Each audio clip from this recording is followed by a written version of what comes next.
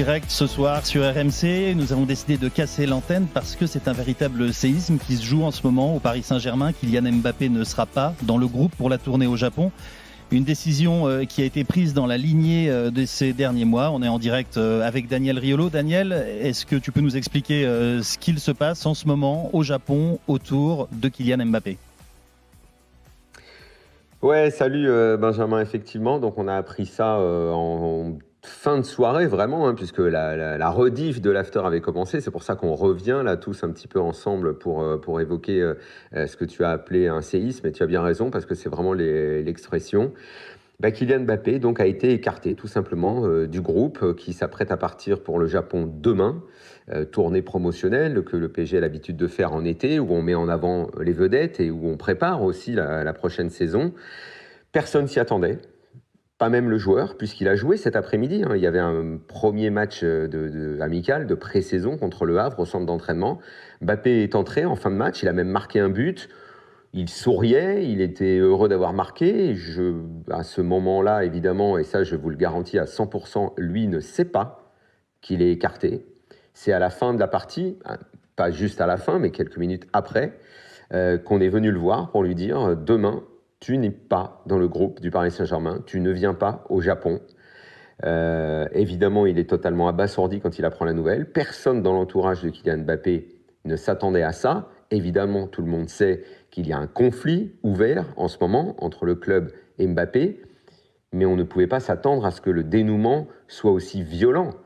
Que le PSG écarte son meilleur joueur, sa star internationale, parce que le but, c'est de taper du poing sur la table, c'est d'envoyer un message fort, à savoir la continuité de ce qu'annonçait Nasser Al-Khelaifi ces dernières semaines. Soit tu prolonges ton contrat, soit tu t'en vas. Ce à quoi on répondait régulièrement, pourquoi pas s'en aller, sauf qu'il n'y a pas d'offre. Et lui, il veut aller au Real Madrid. Et le Real Madrid, pour l'instant, n'a pas encore bougé. Est-ce que le Paris Saint-Germain fait ça pour forcer le Real à bouger ? Peut-être, sauf que le Real n'était pas a priori prêt à bouger dès cette année, puisque de toute façon, ils peuvent récupérer le joueur gratuit l'année prochaine. Donc, coup de tonnerre, parce qu'en gros, c'est un peu comme si finalement le PSG forçait la main. Justement, ouais. Daniel, coup de tonnerre, et on va prendre le temps. On est en édition spéciale pour expliquer les tenants et les aboutissements et les aboutissants de cette décision surprise, de ce coup de tonnerre, comme tu le dis. On va prendre le temps de bien tout expliquer. On est en direct également avec Kevin Diaz. Kevin, il y aura un avant et un après cette décision prise par le Paris Saint-Germain, par l'institution. Oui, salut Benjamin, salut Daniel. Écoute, pour te dire la vérité, on échangeait des textos avec Daniel il y a encore une demi-heure où je lui disais que pile le jour où il a pris ses vacances, le Paris Saint-Germain a donc décidé de taper du poing sur la table et de taper un grand coup, comme quoi Daniel, il faut vraiment pas que tu partes en vacances parce qu'à chaque fois il se passe des trucs incroyables. Bon, honnêtement, même moi qui ai eu cet échange avec Daniel sur le cas Mbappé hier soir dans l'after, je pensais pas que le Paris Saint-Germain allait ne pas l'emmener dans une tournée au Japon, parce qu'on sait que l'image pour le PSG c'est très important. On sait que la tournée au Japon c'est très important parce que voilà, c'est un marché qui est important pour le PSG, pour le Qatar, et donc c'est vrai que c'est arrivé quand même. Ça rapporte 20 millions au club cette tournée. C'est énorme. C'est complètement énorme pour un club même comme le Paris Saint-Germain, et c'est vrai que c'est une décision très forte. Moi, c'est une décision que si je me place à la place du club, j'ai envie presque de saluer, parce que certes, c'est un gros risque, mais au final, le Paris Saint-Germain a dit, par le biais notamment de Nasser Al-Khelaifi sur les derniers mois, voire sur les dernières saisons, que Kylian Mbappé ne partirait pas libre du Paris Saint-Germain. On a bien l'impression et on a bien compris que c'était en tout cas l'envie du joueur français et de son entourage, ce que je peux respecter et que je peux complètement comprendre, puisque ça arrive de plus en plus aujourd'hui dans le football de haut niveau que les joueurs aillent au bout de leur contrat. Mais aujourd'hui, le Paris Saint-Germain, Daniel disait, que va faire le PSG ? Le PSG a répondu à Daniel et a répondu au clan Mbappé en leur disant que les patrons, ça restait quand même eux. Et à la surprise générale et à la grande surprise, je pense, de Kylian Mbappé, il n'ira pas, en tout cas pas pour l'instant, en tournée au Japon. Et je pense que c'est un signe très fort envoyé par le PSG envers son joueur phare, mais aussi envers le reste du groupe. Est-ce que ça scelle le divorce? Mais attention, parce que maintenant, Benjamin... Ouais. Est-ce que ça scelle le divorce entre Mbappé et le PSG ? Mais c'est ça, attention, parce que Kevin dit une chose, il dit on attendait de savoir ce que le PSG était prêt à faire. Il vient de le montrer. Mais maintenant, il y a l'autre côté du problème. Que va faire Kylian Mbappé maintenant? C'est ça la grande question. Et moi, je vais vous le dire, parce que j'ai eu des personnes très proches de Mbappé ce soir, à ce jour, Kylian Mbappé est prêt à tout assumer et à rester au PSG, même sans jouer. À ce jour, je vous précise bien, ce soir, dans l'entourage de Kylian Mbappé, on est prêt à tout accepter et à sacrifier une saison et à ne pas jouer. C'est un véritable bras de fer.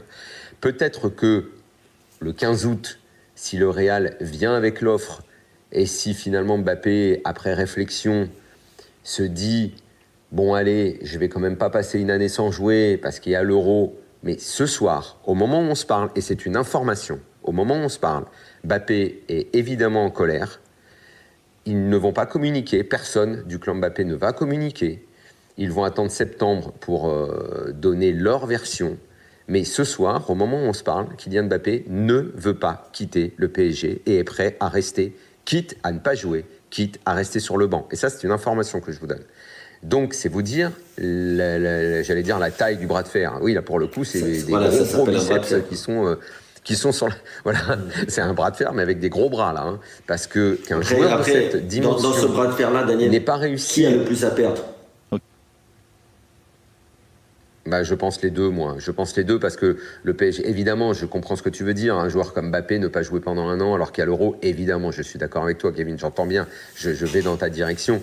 Mais d'un autre côté, c'est quand même incroyable qu'après toutes ces années où le PSG n'a jamais réussi à affirmer son institution, ce soit cette année et vis-à-vis d'une star internationale.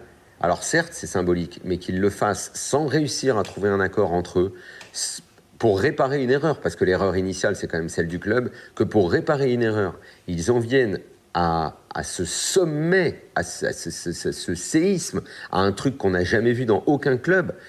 Je trouve que c'est quand même des deux côtés, et là je dis des deux côtés, une situation d'échec absolument incroyable. Parce que l'autorité, c'est bien, montrer ses muscles, c'est bien, montrer son... Moi, j'ai toujours souhaité que les institutions montrent leur autorité. Mais c'est bien quand on ne se braque pas non plus. C'est bien quand on parvient à dialoguer. Là, bon, il n'y a pas eu de dialogue possible. Je pense que Mbappé ne s'y attendait pas. On va dire que la première manche, Mbappé l'a perdue. Parce que probablement, il se disait... il est pour le Paris Saint-Germain quand même. Absolument, absolument. Tu as parfaitement raison, Kevin. Là, Mbappé... La première manche, il la perd parce qu'il ne s'attendait pas avec son statut que le PSG soit capable de faire un truc pareil. Et le PSG a montré qu'ils étaient capables. Et maintenant, on va se poser une autre question. Qui était au courant? Et est-ce que Luis Campos était au courant? Et ça, alors là, qu'à dire? Mais il va falloir en venir à là aussi.